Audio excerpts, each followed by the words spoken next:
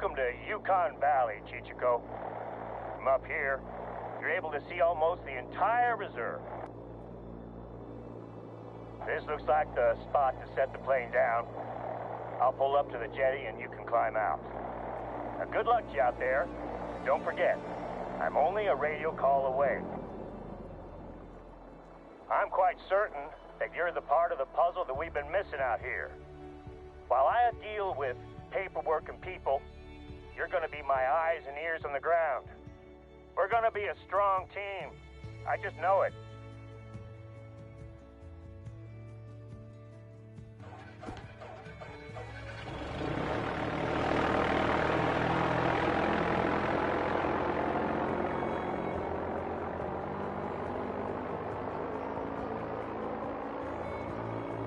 Enjoy your time out in the reserve. I'm confident that someone of your ability will find their way around, no problem. I look forward to seeing the results of your hunts. Since you've just arrived, there's a couple of places nearby that I'd like you to visit. You can probably see the lookout tower just up the hill from where I dropped you off. If you climb to the top, you'll get a great view of the surrounding area. There's also an outpost close to the tower. It's always good to know where you can rest your head after a day's work, right? Head to the outpost and make sure it's ready to receive visitors. I don't mind which one you travel to first, but I'd like you to stop off at both sites. Once you're up top, enjoy the view. These towers are used mostly for fire watch duties. But when I'm at the top of one, normally I just want to put my feet up.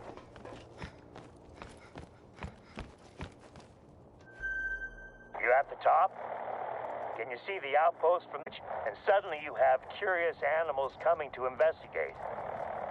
Bears are temperamental neighbors, and you don't want them knocking on the door asking to borrow some sugar.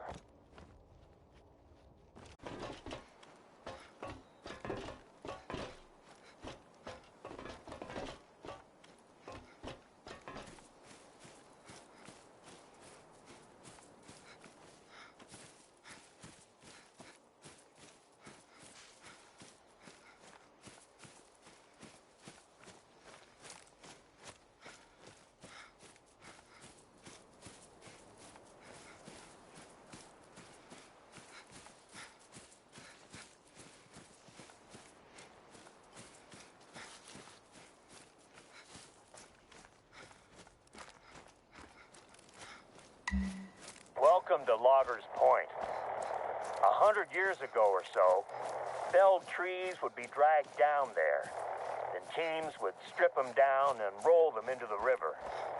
Then they'd be bundled up and towed out to the sawmills. The outpost sits on top of the old workers' campsite. I know it might seem trivial, but can you take a look at the trash can and make sure that it's locked? It's a bear-proof trash can with a tricky catch. I don't want to take any chances.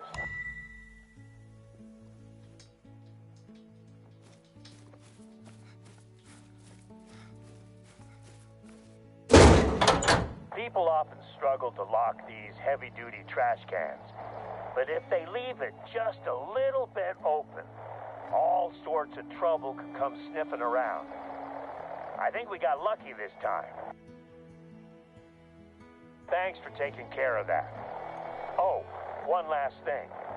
Before you move on, can you take a look at the firewood inside the cabin?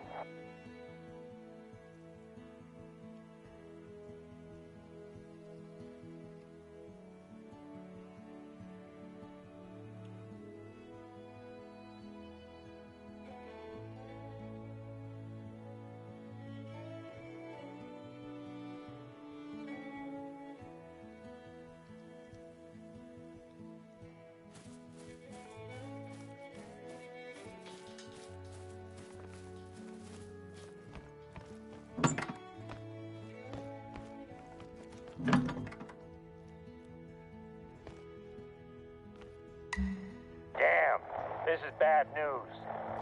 These logs have all the signs of a beetle infestation. Let me see if I can check in with the hunters who must have cut the firewood. I have the number for their satellite phone in the log. Stayed here a call and see what they have to say. I'll call you back in a moment after I've landed.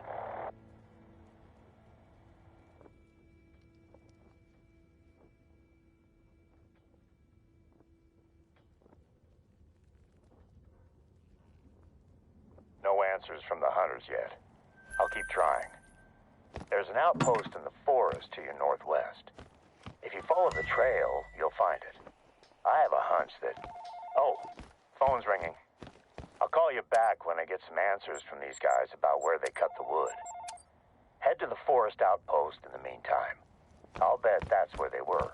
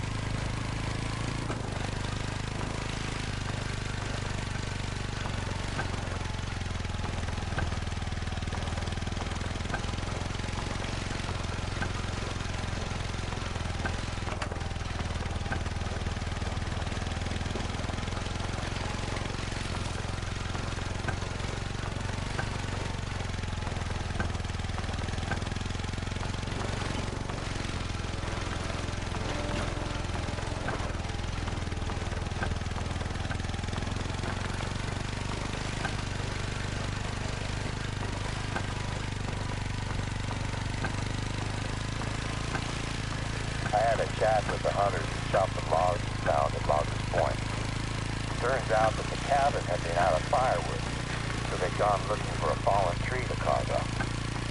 You are now in the same forest they were when they found our beetle-infested tree.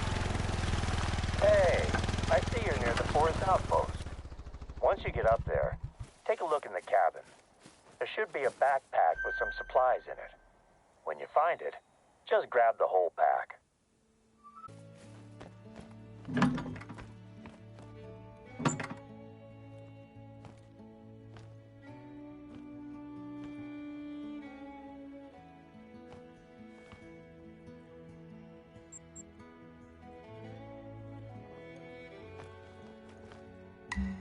That's the one. Once you're done at the outpost, take a look in the surrounding forest. Can you find any fallen trees in that area? The spruce bark beetles are a massive threat to Alaska's spruce forests at the moment. We haven't been hit as badly compared to some other Alaskan state parks, but I think that it may be time for a quarantine. Okay, so once you find a fallen tree, I want you to take a look at its bark. Does it look healthy? If so, it's probably not the tree we're looking for.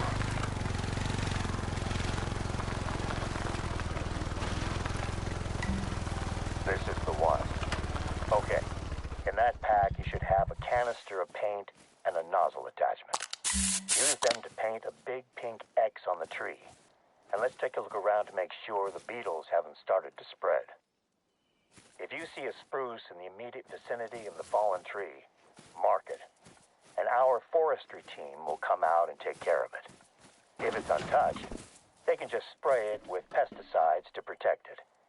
If it's already infested, then they'll cut it down and haul it away for burning.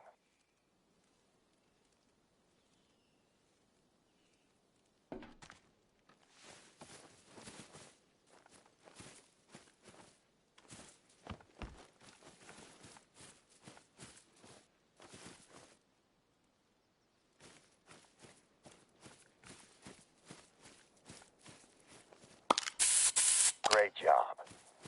I hope we don't need to cut these trees down, but it's the small price to pay to contain the beetles. There we go.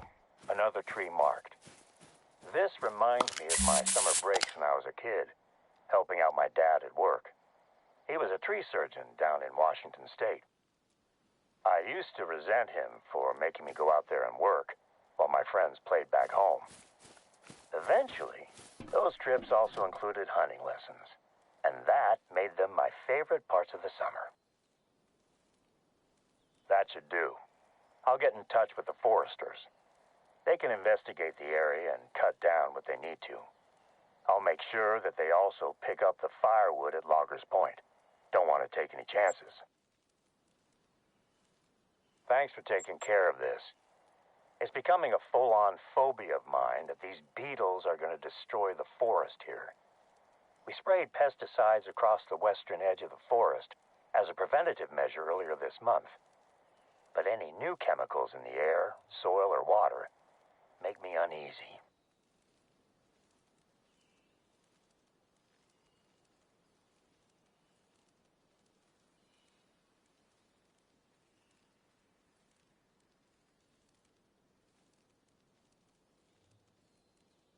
In the same bag that you found the paint, there should be some plastic sample containers. Could you bring them out to the wetlands?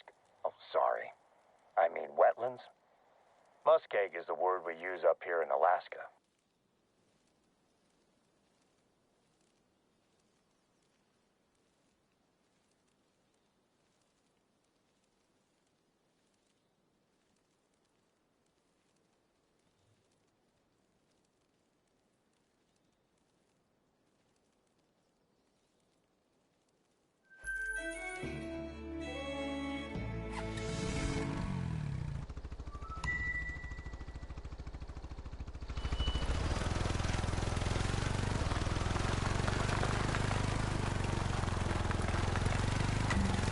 Going to be grabbing some samples out there.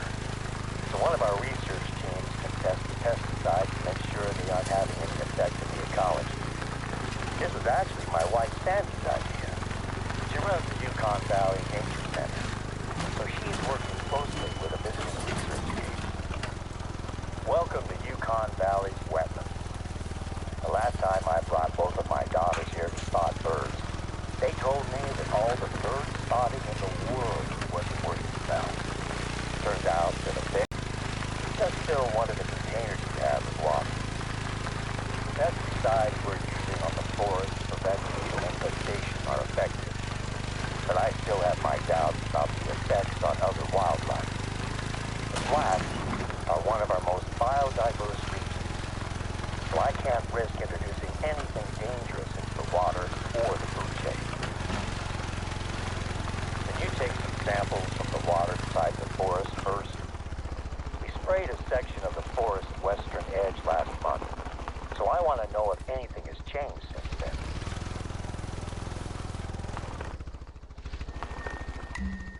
Nicely done. First time I was there, I misjudged how stable the edge of a pond was and ended up with one leg knee-deep in the water. I was a rookie at the time, and luckily nobody saw it happen. Can you grab a second sample from a body of water slightly further away from the forest?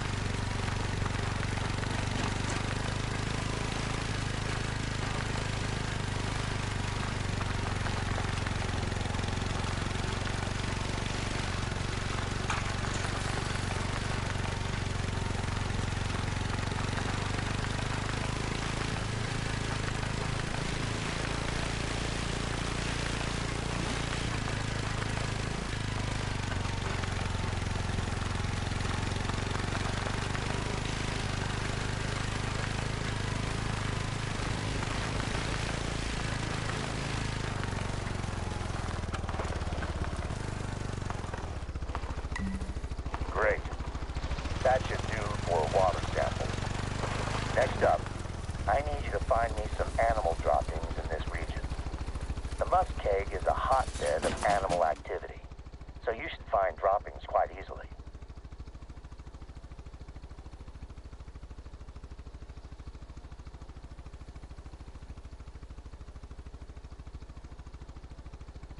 If the pesticides have drifted out to the flats, I want to know if it's making it into the food chain. It's been a month since we sprayed, so there's been plenty of time for the pesticides to get out here.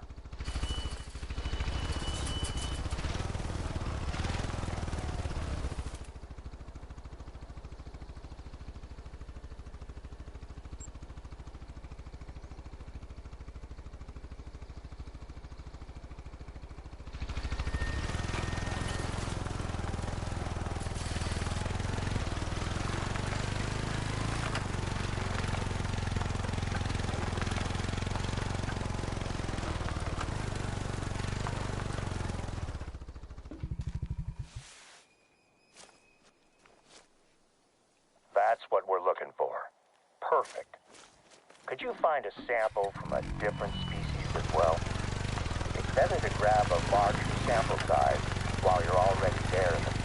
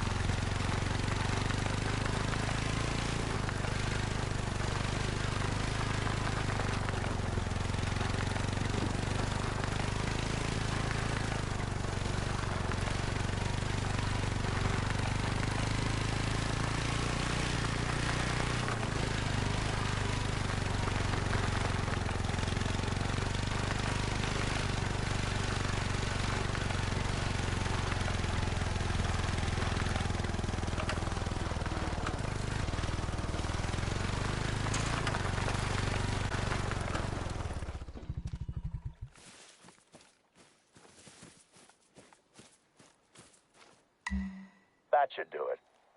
Now we'll be able to tell if anything larger than a fly is ingesting chemicals that we should be worried about.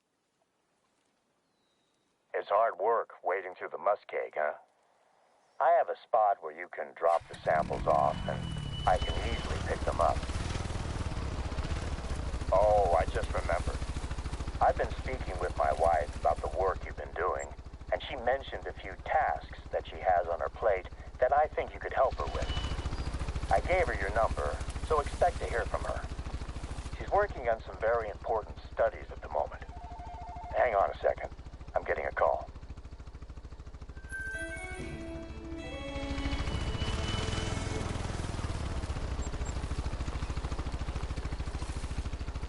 Okay, I'm back. Slight change of plans. Before you drop off the samples, I need you to grab a hatchet from the outpost at the western edge of the flat.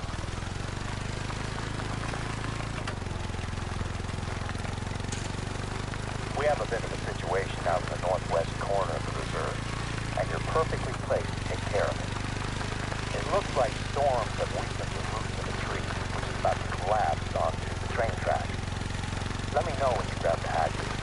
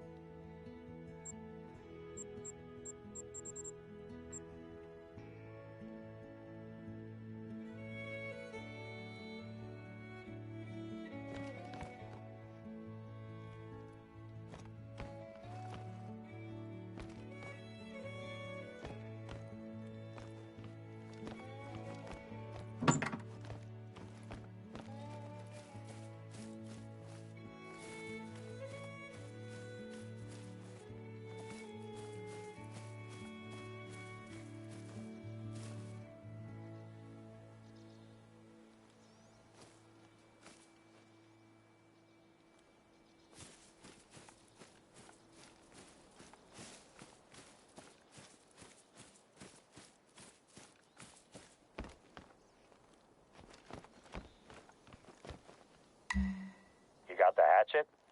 Great. I hope our visitors haven't been using it to open their beans. You're gonna need a nice sharp edge. It's small, but it should do the job. There's a lake just to the north of the flats. I'll be flying over it on my way home. If you drop that stuff off there, I can jump out, grab it, and get it to one of our ecological research teams today, instead of you having to walk around with a bag full of droppings and swamp water.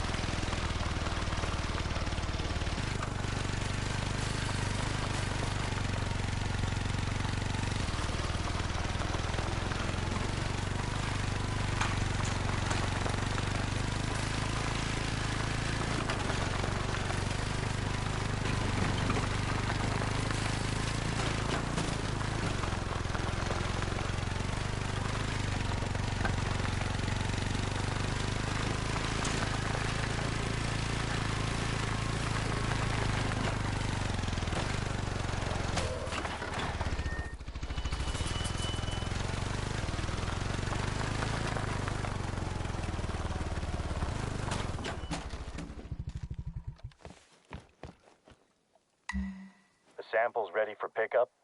Fantastic. I'll be over that way as soon as I can. I really appreciate the assistance.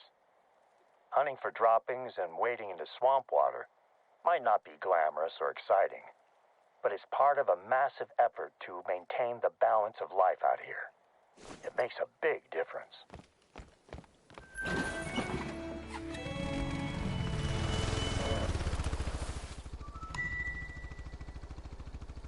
ready to head out to the tracks? Just knowing that tree is hanging over the train track is making me anxious. It's a little bit of a hike, but it's worth it to see the rail bridge. Let me know once you've found the tree. With any luck, it won't take you long to clear it out of the way.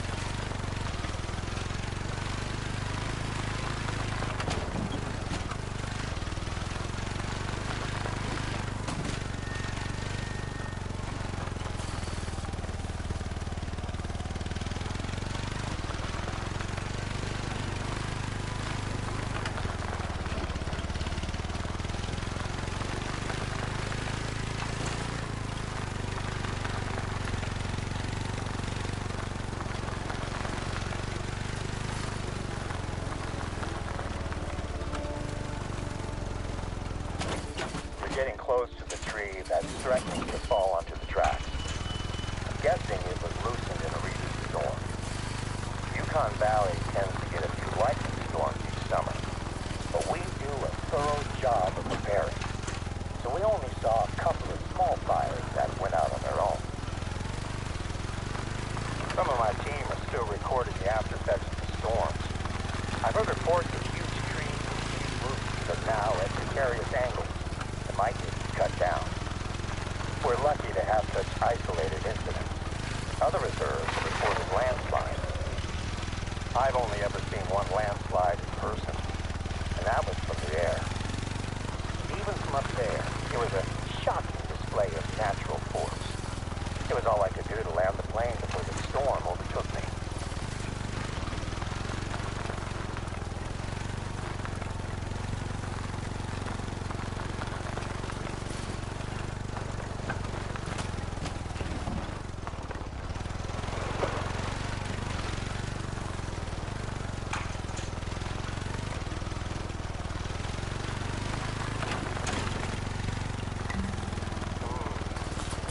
It's hard to tell what caused this tree to tip over.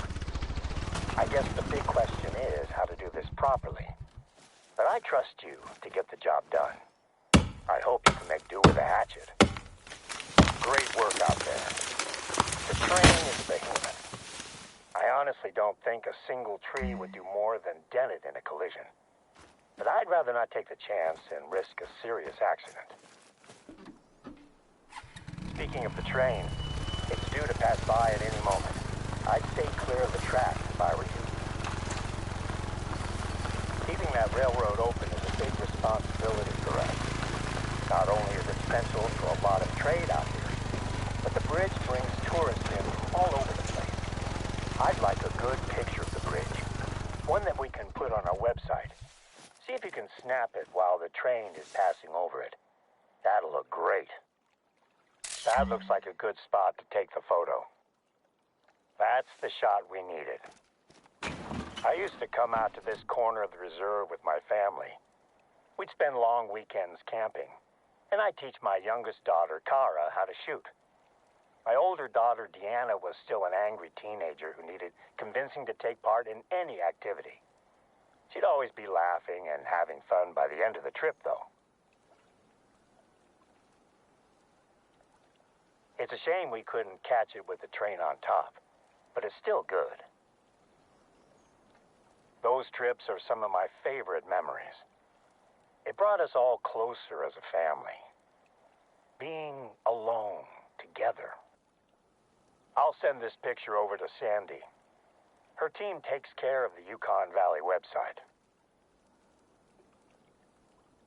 And we're in business. Good. I'll let our researchers know they're welcome to visit when they're ready. Of course, you can sleep here and restock your supplies, just like any other outpost.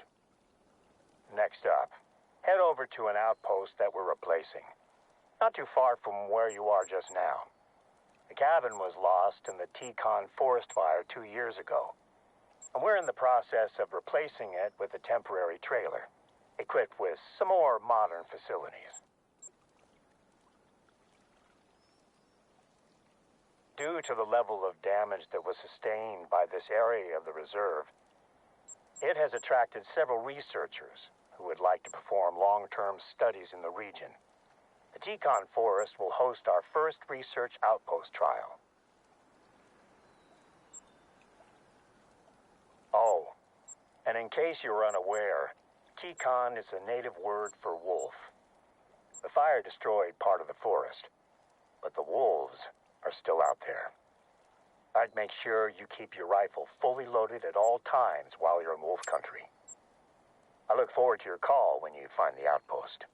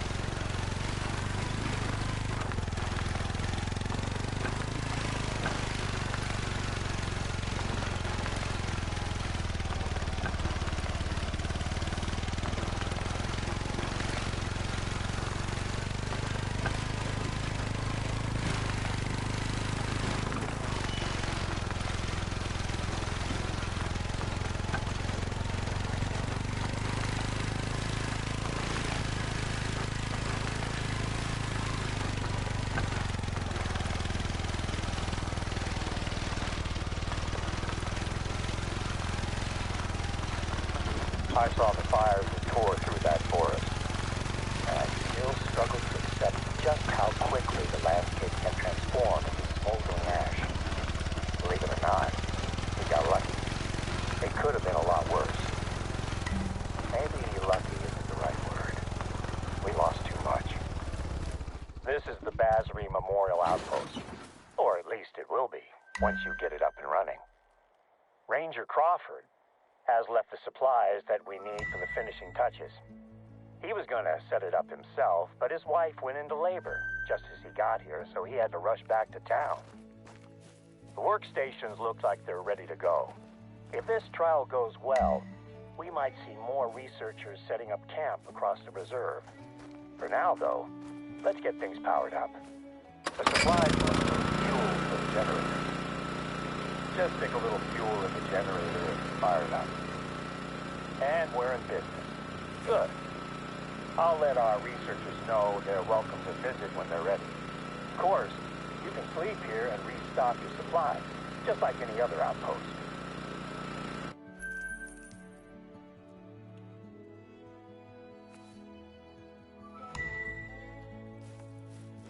The outpost is just the first part of our restoration efforts.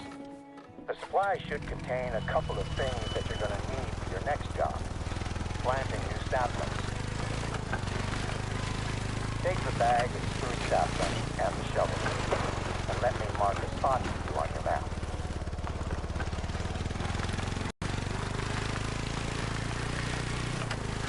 It's a tough road ahead for this part of the reserve. The fire burnt away a huge chunk of the forest, but with any luck, the program of replanting will gradually bring life back. I hope to see it happen in my lifetime.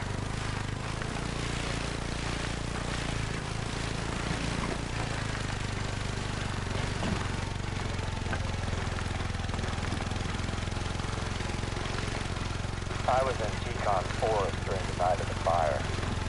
We predicted a few spots as potential fire sites, and we're doing our best to prepare. But there were too few of us, too much ground to cover. I sent most of the team away when the storm rolled over us. It was getting too dangerous. You're in the right spot. I haven't been out to that corner of the reserve for quite a while now.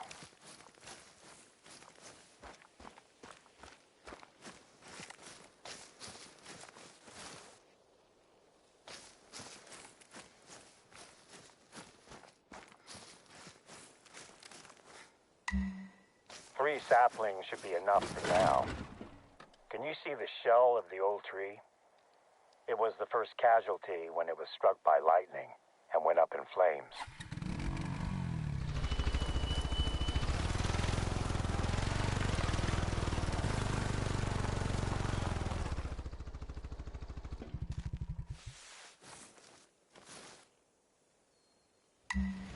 We lost more than the trees that night. It took less than 5 minutes for the blaze to take hold and travel towards us. Our rookie trooper, Omid Bazzi, was the only one not accounted for. Bazzi! Where are you? When I found his radio, a part of me knew straight away that we'd lost him. I wanted to go further in and look for him, but the fire was impenetrable. The wall of heat was advancing and I couldn't stay there. I just made it out before the fire consumed where I'd been standing seconds before. We went back as soon as the fires had died down and started looking. We found him, but it was as we'd feared.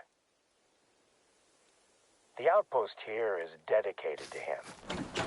We all take a special interest in overseeing the restoration of the area where we lost him. Naturally, it was a tough time for the whole team, but it brought us closer together. We supported each other and Brasry's family. You do what you can, right? We devoted ourselves to our work, and we worked to ensure it never happens again. Today's undertaking to replace lost trees is another step in revitalizing Yukon Forest. On my last flyby, I definitely saw some movement down there. Can you scout around for tracks in the burnt forest? I'm keen to see what animals are returning to the region.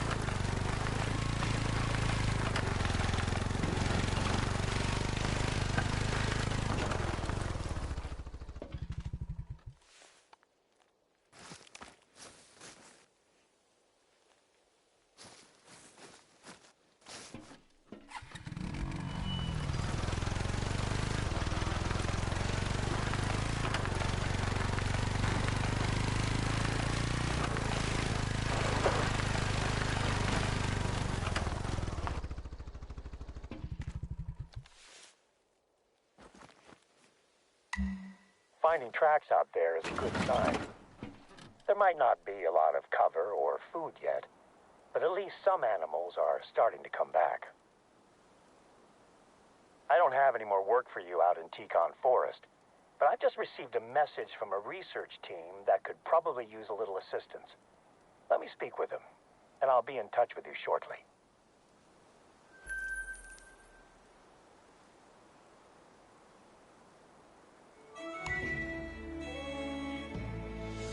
I have a new job for you.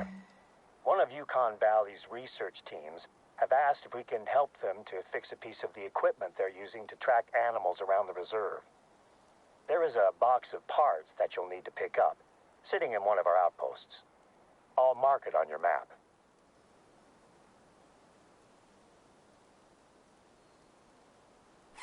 Normally, I'd tell them we're too busy for this, but they need to wrap up their research before winter settles on the reserve. It'll be a much easier job if we help them out, and I'd like to be working with them next year. I'll call you when you're getting close to the outpost.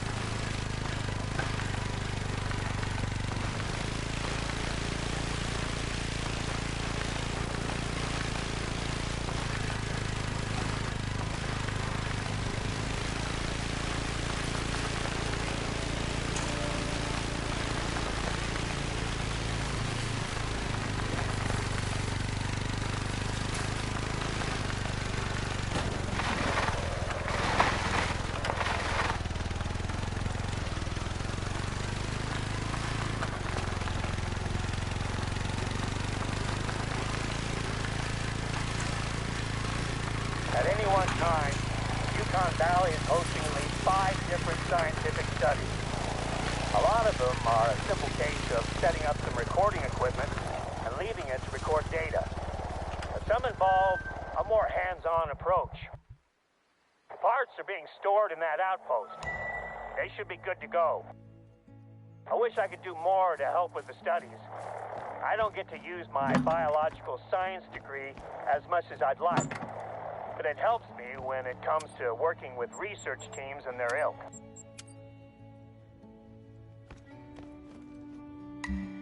That's what we're looking for. Next step is using those parts to fix a radio relay that is being used to track animals. The relay is part of a lookout tower. According to the researchers, it should be an easy fix.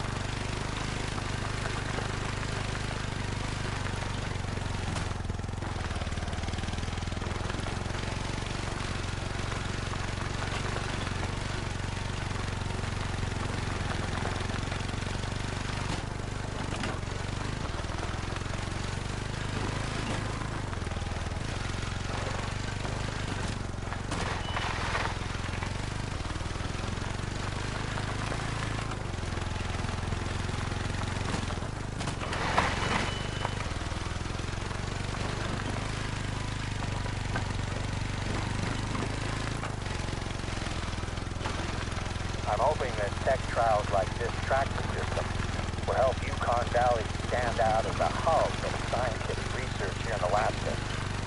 Speaking of research, I have your samples on board now. With any luck, I'll have them handed over for testing before the end of the day. You're close to the tower. Find the relay's control panel and open it up. Your replacement parts should slot right in. I guess now we'll find out just how much of an easy fix it is.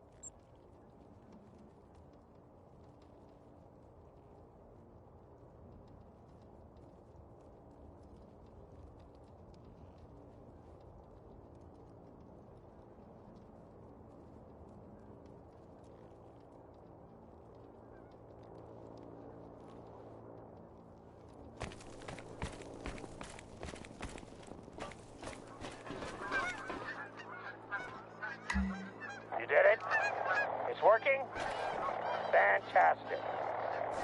I will check in with the researchers to let them know it's fixed. They probably noticed that their equipment's range has just risen dramatically.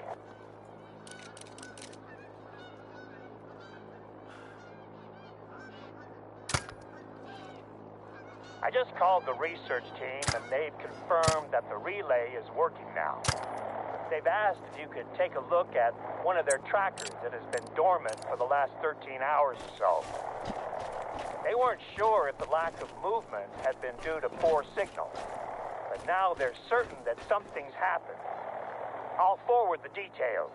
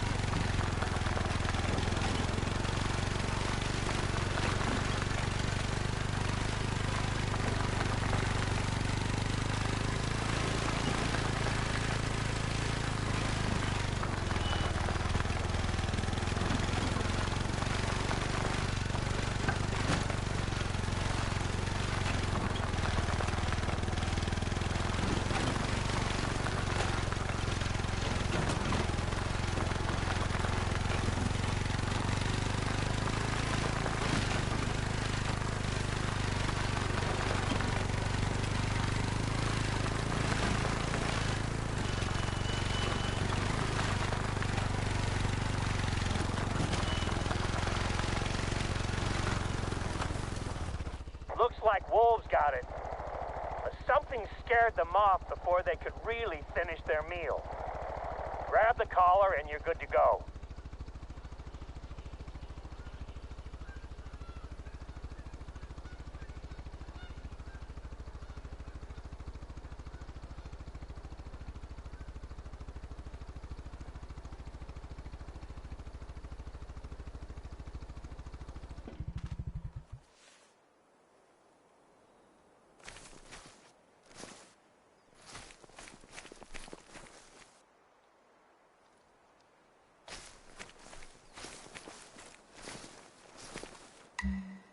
Okay, I think we're done here. Let's move on before anything comes sniffing around.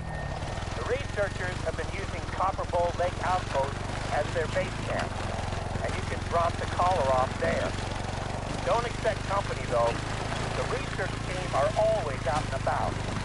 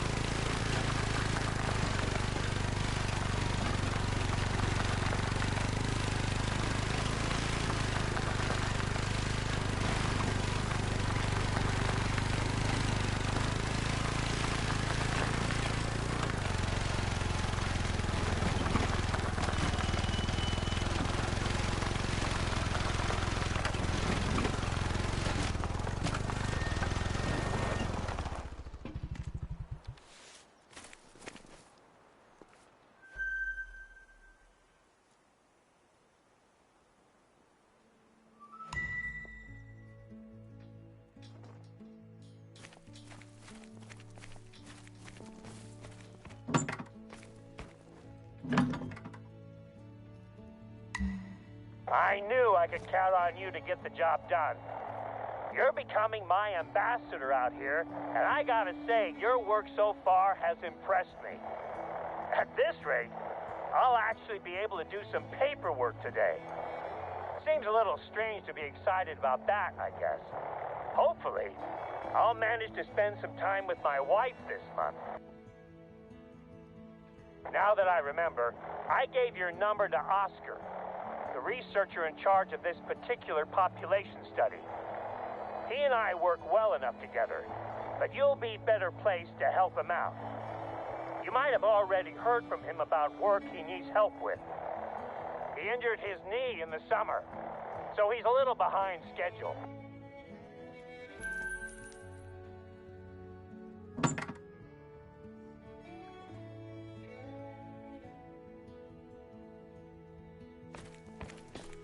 During my last flyby, I noticed that there were people walking around inside of the Millerwood mine complex. The entire complex is closed to the public, but that hasn't stopped some people from trying to explore the building. I'd like you to head over there, make sure that the place is still secure.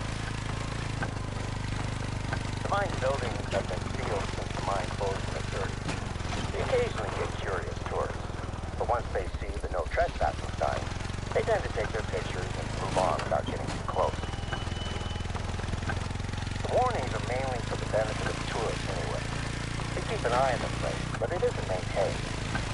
If you're injured out here, it's a long walk to find help. I suppose this is a good time to remind you, be careful while you're out there. There's been talks of reopening the mine as a museum, but the cost of renovating the place is staggering. Especially when you consider that we need to build a road just for reaching it. There's a couple of groups that could be trespassers. We logged a pair of men that entered the reserve a few days ago, but they're here on a hunting trip with a respected guide. I'd be very surprised if we brought them anywhere near here. The other group I know about is a film crew that asked for our help to shoot a documentary about what they call local folklore. Apparently they've toured the USA hunting for monsters or aliens or something. A place as wild as this has its stories, of course. From native Alaskan myths to the tall tales of drunken gold miners. I've been here for almost 2 decades. I've only seen Bigfoot twice. In church.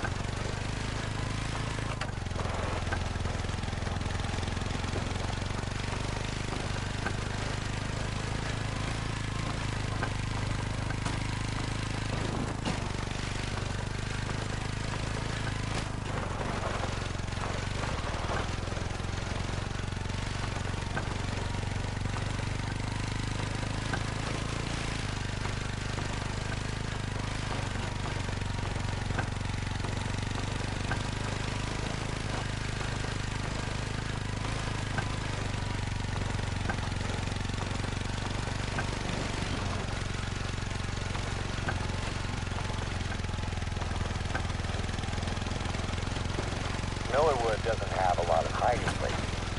The buildings are still all locked up. It should be a quick search. Whoever was here has probably moved on. I want to be certain. Take a look around the complex. My last inspection was 6 months ago, and all the buildings are Let me know if you see anything suspicious.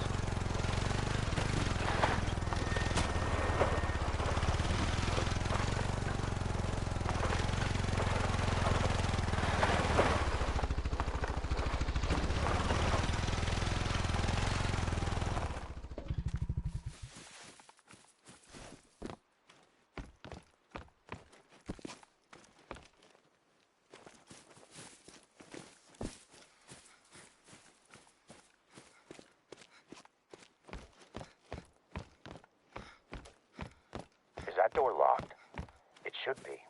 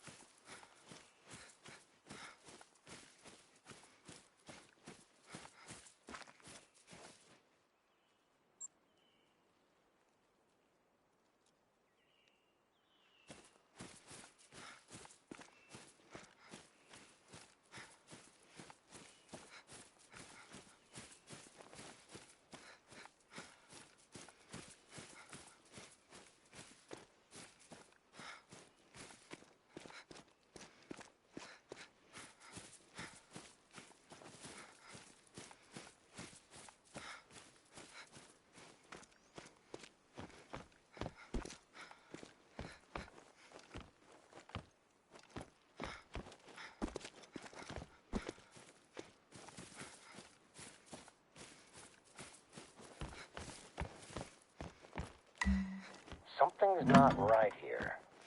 This door should be locked. The building's empty? I don't know why they'd want to be in here anyway.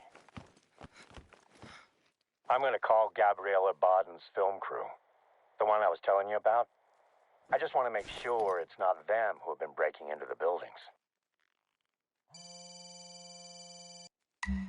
Is that the phone I'm calling? Not much point in me calling it now, huh? I didn't expect this from a professional film crew. What possessed them to enter this building? I need to speak to them about what they've done here. That phone you picked up is the only way I had of contacting them. So we're gonna have to track them down. Given their total lack of bushcraft or respect for their surroundings, it should hopefully be an easy trail to follow. If they were trying to find valuables, this is probably the most inviting building. You've done a lot to help, but this is gonna need an officer on site just in case things get ugly. I'm on my way.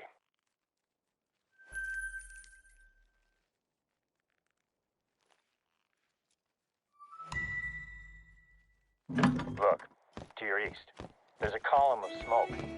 It looks like it's coming from close to one of our lookouts. I told you they'd be easy to track. Let's catch up with them before they set the whole forest ablaze.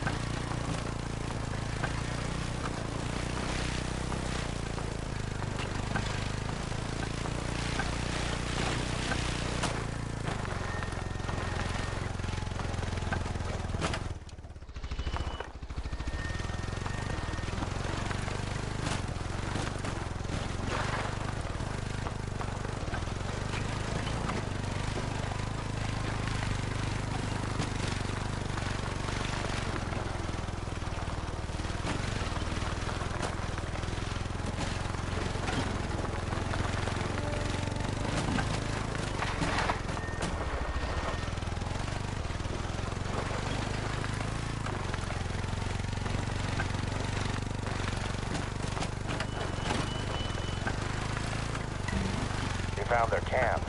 But where are they? Look at the mess around here. It looks like something big has turned the place upside down. Our first concern is that fire. Douse it, will you?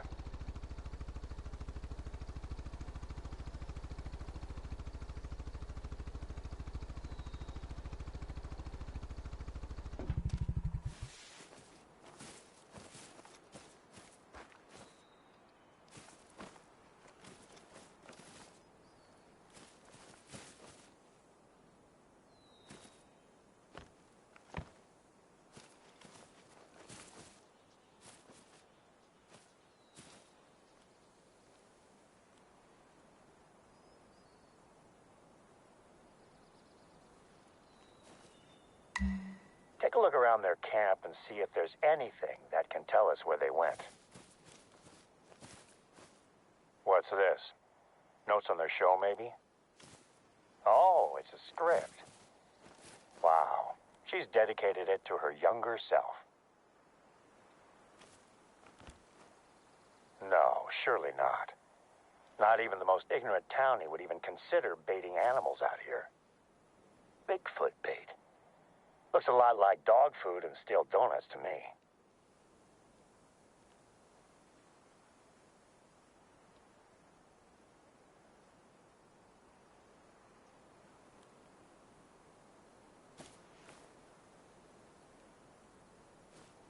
Look, a notepad. Interior haunted mine. Explains a little bit about their trespassing. Well, this tells a story of some truly bizarre people, but it doesn't help us find them. That was a scream, but I can't see anything. Get to the lookout. Maybe you'll see something that I can't.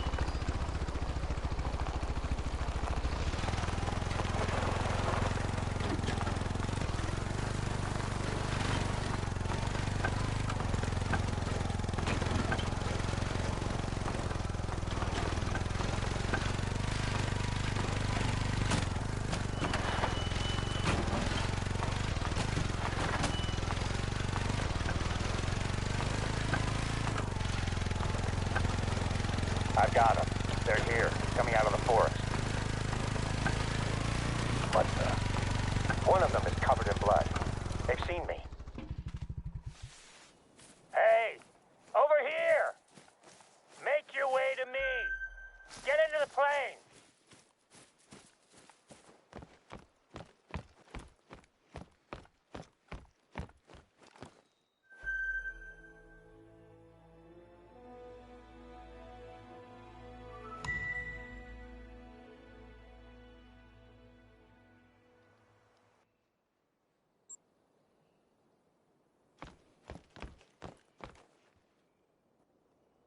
Everyone is on board. It looks like a bear attacked one of them. She needs a doctor right now. I can't wait around. We're taking off.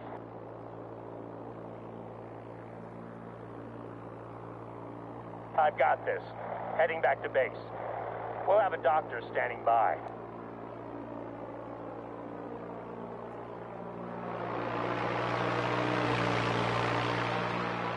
Can you take care of their camp? We can't have it lying around, attracting bears.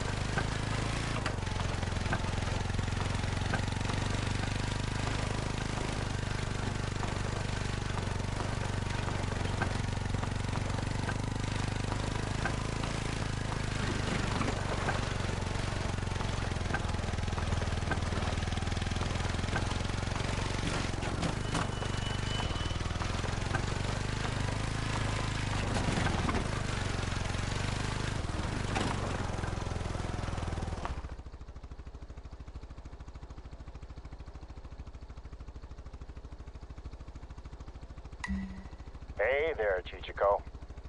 I'll bet you have a lot of questions that you want to ask me, huh? Before you start, Let me just give you the highlights. Baden's face and shoulder were pretty torn up. She took a swipe from a fully grown grizzly, all while her friends accidentally, or should I say incidentally, bear sprayed her. The spray likely saved her life, though. They thought that a .22 pistol was enough protection against grizzlies, so as well as spraying the bear, they shot it aside.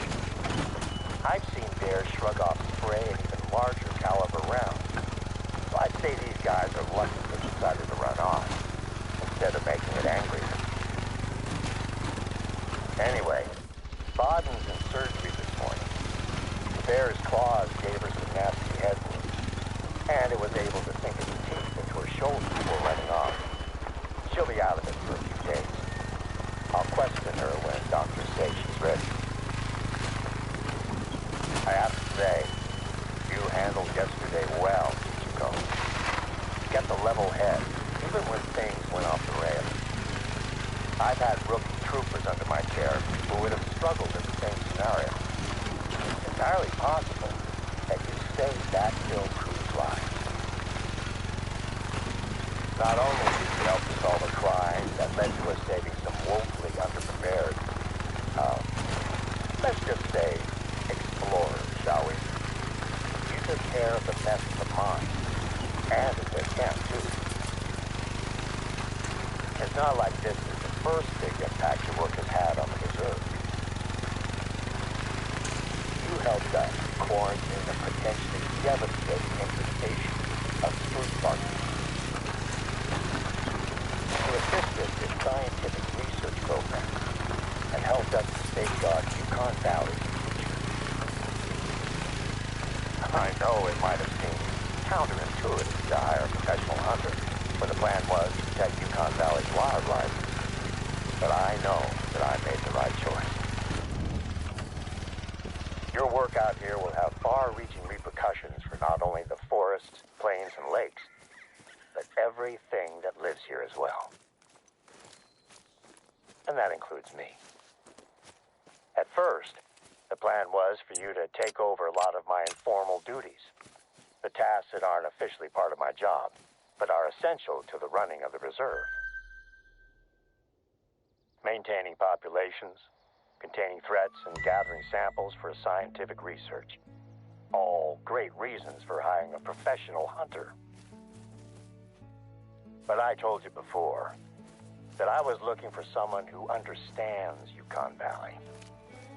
Someone I could trust to take care of. Your recent time here has been a trial of sorts, helping me to prepare the reserve for winter.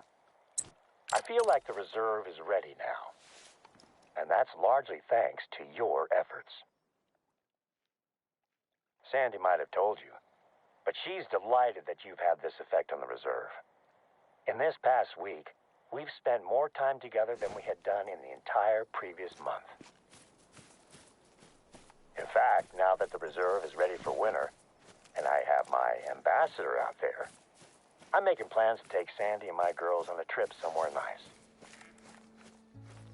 What do you think? Beach, lake, skiing trip? I'll ask Sandy tonight when I get home. Oh, and when I get back from my vacation, you and I should discuss your contract. Winter in the Yukon is no picnic, but I'd like to invite you to stay on indefinitely, if you're interested. You'll be an old sourdough like me in no time.